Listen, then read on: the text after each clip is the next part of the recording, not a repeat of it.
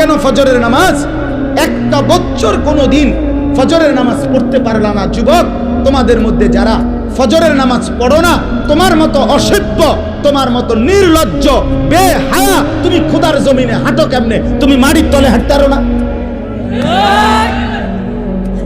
তোমার মতো অসভ্য আর কোনো মানুষ হয়নি বেটা, বেহায়া কোথাকার। আল্লাহ রাসূল সাল্লাল্লাহু আলাইহি সাল্লাম বলেন তাহাজ্জুদ নামাজ, হাদিসে আছে নবীজির জামানায় একবার সাহাবীরা বললেন একজন মুসলমানের ব্যাপারে, ইয়া রাসূলুল্লাহ, এই লোক সারা রাত ঘুমায় থাকে ফজর পর্যন্ত, কোনোদিন তাহাজ্জুদ পড়ে না।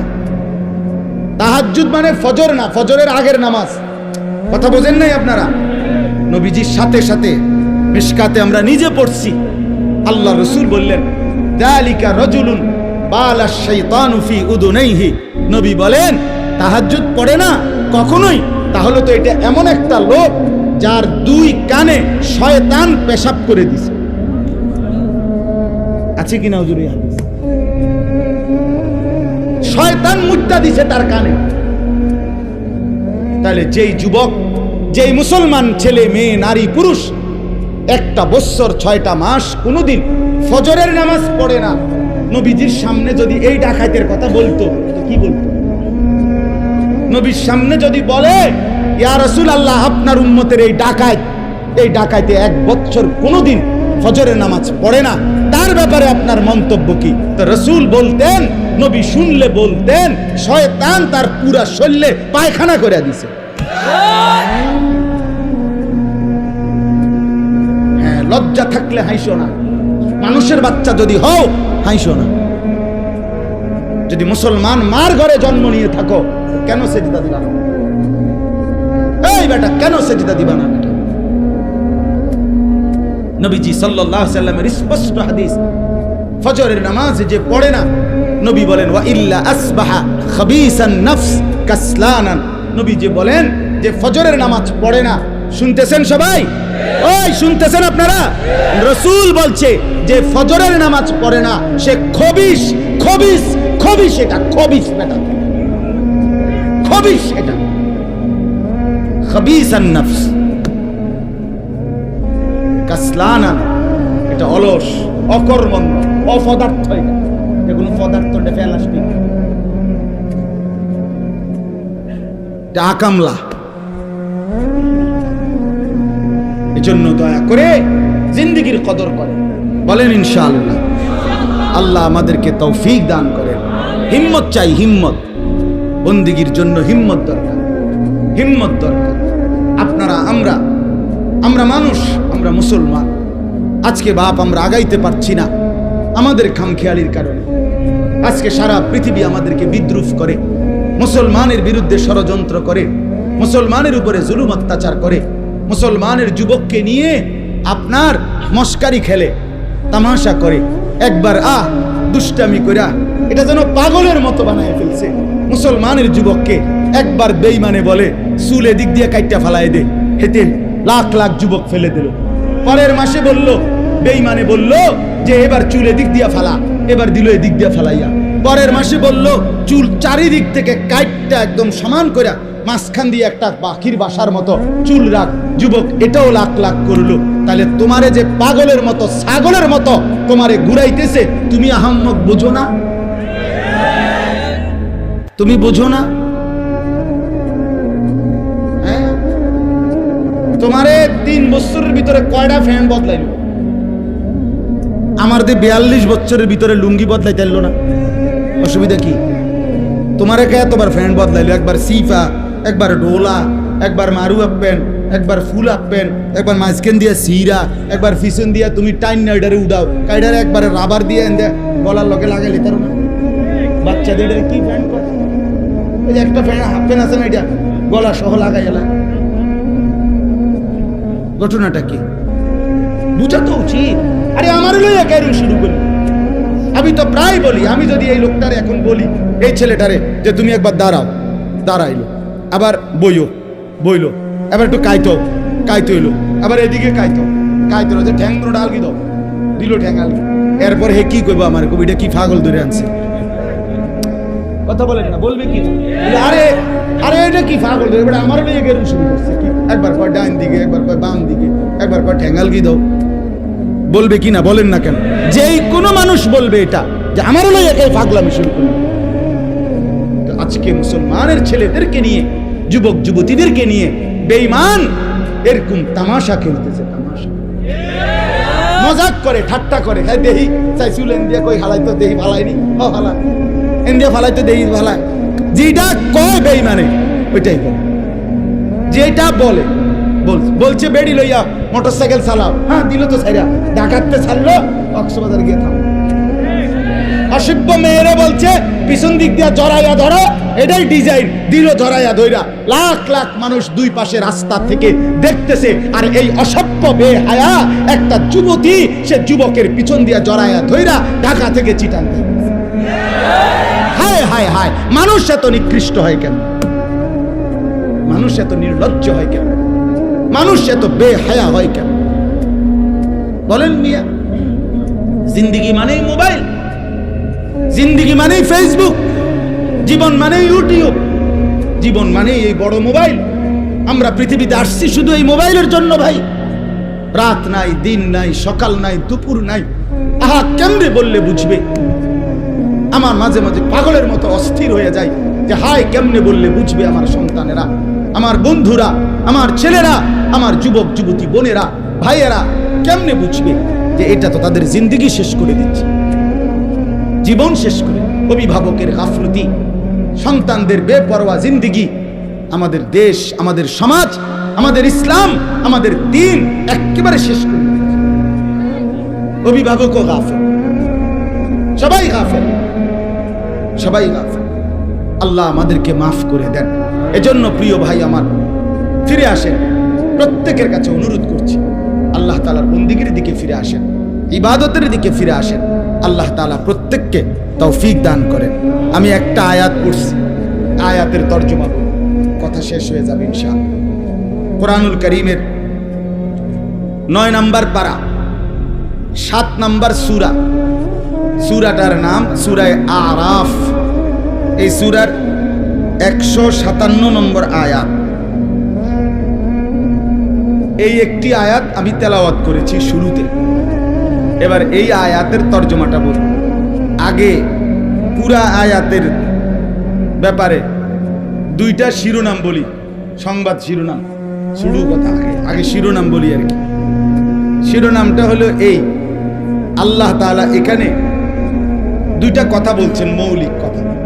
এই একটি আয়াত, এক হলো আল্লাযীনা ইয়াত্তাবিউনার রাসূল, কথাটা খেয়াল করেন, শুনতেছেন সবাই?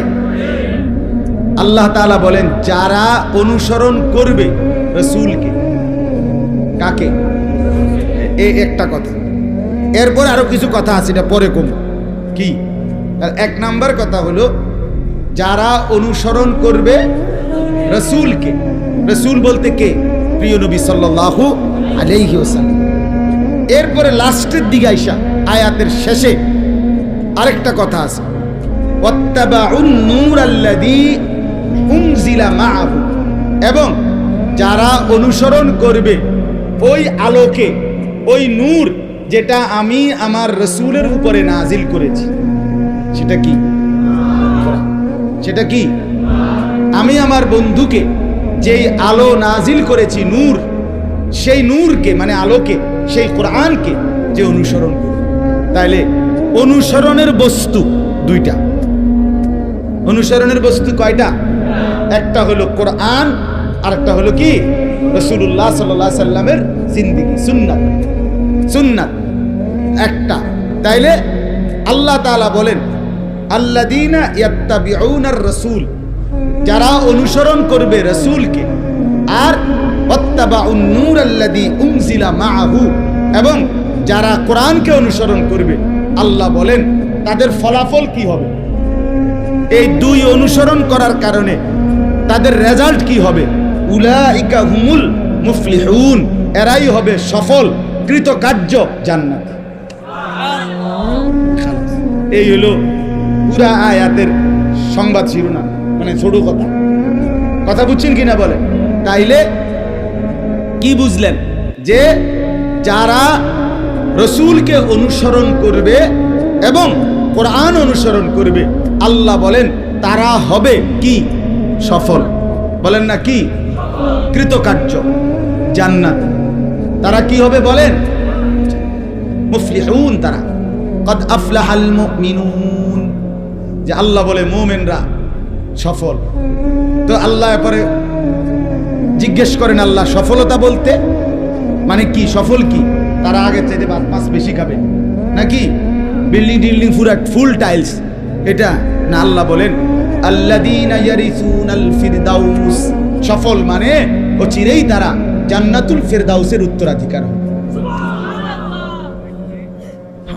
তাহলে সফলতা মানে জান্নাতি হওয়া। সফলতা মানে কি হওয়া বলেন না? আমরা বুঝি না, আমরা বুঝি না বাপ। আমরা বুঝি সফলতা মানে দুনিয়া অর্জন, দুনিয়া অর্জন। যেটা তার 3 ছেলের বিদেশ পাঠাইছে, 4টা মেয়ে বিয়ে দিছে, বা 2 বিল্ডিং করছে, 4টা করে রুম, ভিতরে 2টা করে বাথরুম, টাইলস ওলা। আগে পূর্বপুরুষ মাটিতে মুক্ত হয়, ওরা জি ফুট নায়নাত গুট টাইলসে মুতে। অনেক বড় সৌভাগ্য, ওনার কপাল, সান কপাল, টাইলসে মুতে। এটা এত বড় নিয়ামত আর কি হতে পারে? বাবা সফল। অন্য মানুষ হেবড়ারে কয় আপনি কি? তামনে তো সেরে গেছে, উনি সেরে গেছে। কি লেগে সেরে গেছে হেবড়া?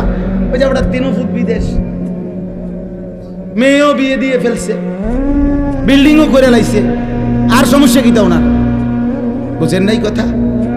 আমরা মনে করি উনি সেরে গেছে, উনি সফল, উনি কৃতকার্য। আমি যদি প্রশ্ন করি আপনার 3 ছেলে 3 জন নামাজ পড়ে তো?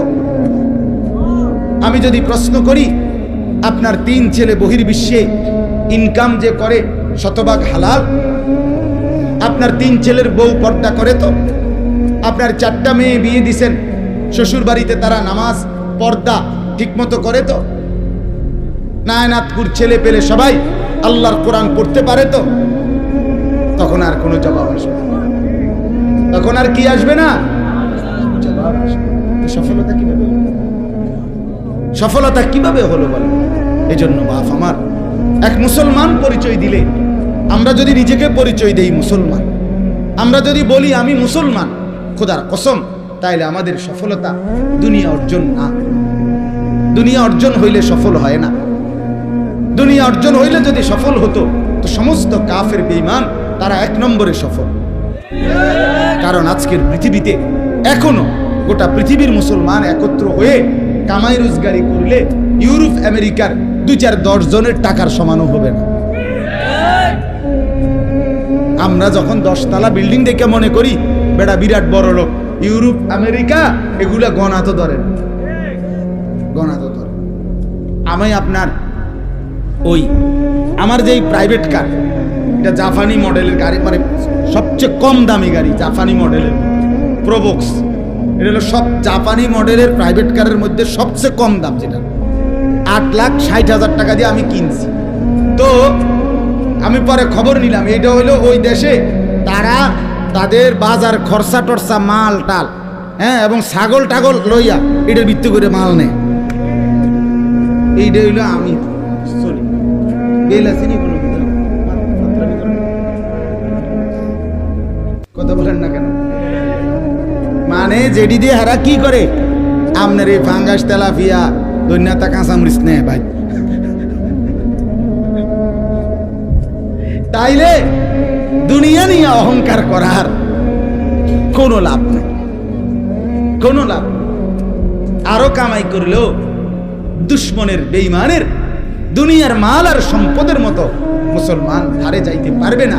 কেন পারবে না? প্রশ্ন হলো রব্বুল আলামিনের ওয়াদা, দুনিয়া আমি আমার ইমানদার বান্দাদেরকে পূর্ণ দেব না। কথা বলেন না কেন? আল্লাহ নিজে বলছে আমি দেব না বেটা, আমি আমার ইমানদার বান্দাকে জান্নাতে আখিরাতে পূর্ণ নিয়ামত দেব। সেদিন তারা ফালা তা'লামু নাফসুম মা উখফিয়া লাহুম মিন কুররাতি আ'য়ুন, দেখবে জান্নাতের নিয়ামত, এক এক নজরে চোখ ঠান্ডা হয়ে যায়, চোখ ঠান্ডা হয়ে যায়। এজন্য বললাম সফলতা আখিরাত, সফলতা জান্নাত, সফলতা ডান হাতে আমলনামা পাওয়া, সফলতা কবরে 3টা প্রশ্নের জবাব ঠিক মতো দিতে পারা, সফলতা হাসরের ময়দানে মিজানের পাল্লায় নেকি ভারী হওয়া, সফলতা ফুলসেরাত বিজলির মতো পার হওয়া, সফলতা অনন্তকালের জান্নাত লাভ করা, সফলতা আল্লাহ তাআলার দিদার নসিব হওয়া, সফলতা রব্বুল আলামিনের সন্তুষ্টি লাভ করা। ওয়া রিদওয়ানুম মিনাল্লাহি আকবার। আল্লাহ বলেন আমার সন্তুষ্টি সেটাই হচ্ছে সবচেয়ে বড়, সবচেয়ে বড়।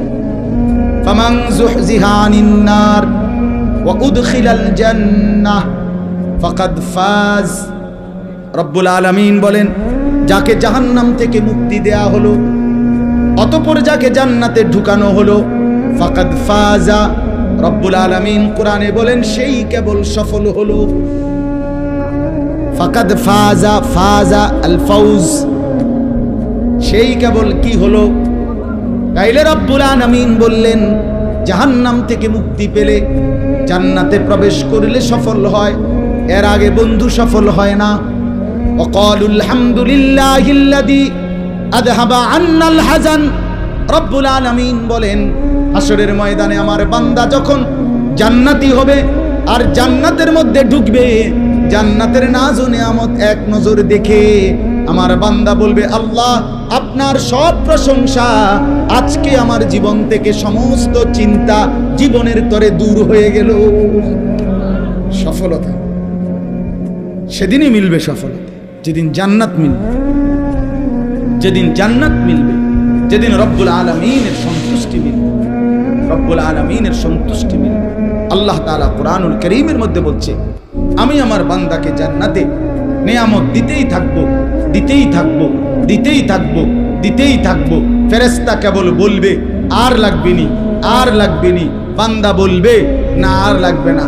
আল্লাহ বলবে আরো দাও, আরো দাও, আরো দাও, আরো দাও, আরো দাও, আরো দাও। শেষ পর্যন্ত বান্দা বলবে ফেরেশতা ভাই কইলাম তো আর লাগতো না, আর কিত্তা দাও। ফেরেশতা বলবে রব্বুল আলামিন আপনার জান্নাতি বান্দা বলতেছে আর লাগবে না, আর চাচ্ছে না। আল্লাহ বলবে না ফেরেশতা ওয়ালাদাইনা মাজিদ, আমার কাছে আরো আছে, আরো আছে, আরো আছে। এবার ফেরেশতা বলবে আল্লাহ এবার তাইলে কি দিবেন আপনি, আর কি দিবেন? তো রব্বুল আলামিন বলবে ফেরেশতা আমার 70,000 নূরের পর্দা সরায়া দাও, এবার জান্নাতি বান্দা আমাকে দেখবে, আমি তাকে দেখব।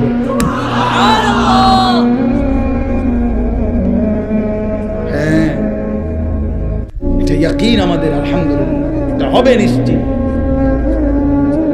হবে নিশ্চিত। বন্ধু আমার, তুমি যদি সিনেমার নর্তকীর কথা বুঝতে পারো, তুমি যদি টেলিভিশনের ফুটবল ক্রিকেটের খেলোয়াড়ের মতো কথা বিশ্বাস করতে পারো, তুমি যদি টেলিভিশনের খবর মানতে পারো, স্বীকার করো আমি আরশে আজিমের মালিক আল্লাহর কথা স্বীকার করব না কেন? কথা বলেন না কেন? আমনে দি শিক্ষারাই এখন খবরে কইছে বেড়া, খবরে সঠিক না হলে নি খবরে কয়, আমনে বেড়িতে কইছে খবরের ভিতরে, আমনে তেইটা এত মজবুত হয়ে গেল। তাহলে দুনিয়ার মহিলা বললে আপনার কাছে যদি টেলিভিশনের খবর এত নিশ্চিত হয়, আমার কাছে আমার রব্বুল আলামিনের খবর, আল্লাহর কথা, রাসূলের কথা, সেটা আমার কলজার মধ্যে নিশ্চিত হবে না কেন? হ্যাঁ, এই জন্য আমার শায়েখ আরিফ বিল্লাহ আল্লামা মুফতি মুশতাকুন নবী কাসিমি হযরত দামাত বারাকাতুহুম প্রায় বলে যে যুবক আজকে তুমি মানুষের বেডি চাও, আমি হাসরের ময়দানে একসাথে 70,000 হুর জান্নাতি নারী একসাথে দেখব। তুমি অন চাও, আজ তুমি নর্তকীর গান শোনো, আমি জান্নাতে 70,000 হুরের গান একসাথে শুনি। তুমিও মজা করো, আমিও মজা করব। বাকি দুনিয়া তোমারও চলতেছে, আমারও চলতেছে, ঠিক কিনা বলেন না কেন? সেজদাওয়ালার রাতও ভোর হয়, নাফরমানের রাতও ভোর হয়, হয় কিনা বলেন না কেন? ভাত খাইলে সেজদাওয়ালারও পেট ভরে, বেঈমানেরও পেট ভরে। গরুর গোশত নামাজির লেগে যে এই স্বাদ, নাফরমানের লেগে এই স্বাদ। কথা বলেন না কেন? তাহলে আর অসুবিধা কি? তুমি বেশি কি আগাইছ, বেশি কি অর্জন হয়েছে বলেন? দুনিয়ার এই সুদখোর, ঘুষখোর, এই সিটার বাটপাররা, হারাম রোজগারকারীরা, এরা দুনিয়া বেশি কি ভোগ করছে? কোনান দিয়ে আগায় গেছে আম করতে। কথা বলেন, এখন বাজে 7:40। মনে করেন এখন বাজে কত? আমরা যারা মাগরিবের নামাজ পড়ছি তারার অন বাজে কয়টা? আর যারা আপনার সুদকুর ঘুষকুর বেনামাজি এখন কয়টা বাজে? তো হেতে কিতা গেছে হেতের যদি 8:50 বাজতো তুই না আগে যেত। কথা বলেন, কি রে বেটা তুই আমার থেকে কি আগাইছো? তুমি তোমার যে সময় 7:40 বাজে, আমারও তো এই সময় 7:40 বাজে। এই জন্য দুনিয়া আগায় না। দেখা হবে হাসরের ময়দান। শায়েখ বলে কথা হবে হাসরের ময়দানে, বুঝা যাবে হাসরের ময়দানে কার মা আছে কার মা নাই। আল্লাহ বুঝার তৌফিক দান করে। তাহলে কি বললেন? যারা অনুসরণ করবে কাকে? রাসূলকে। আর অনুসরণ করবে কাকে? কোরআন। তারা কি হবে? সফল হবে। কি হবে বলেন? আর সেই সফলতা মানে জান্নাতি হবে। বলেন না, কথা কর না। সফল হবে মানে কি হবে? জান্নাত। সবাই বলেন কি হবে? আবার বলেন কি হবে? জান্নাতি হব তো ইনশাআল্লাহ। চাই তো ইনশাআল্লাহ। আল্লাহ তৌফিক দান। আরে চাইতে হয়, চাইতে হয়। নবীজি চাইতেন আল্লাহুম্মা ইন্নী আসআলুকা রিদাকা ওয়াল জান্নাহ। আল্লাহ আমি আপনার সন্তুষ্টি চাই, জান্নাত চাই।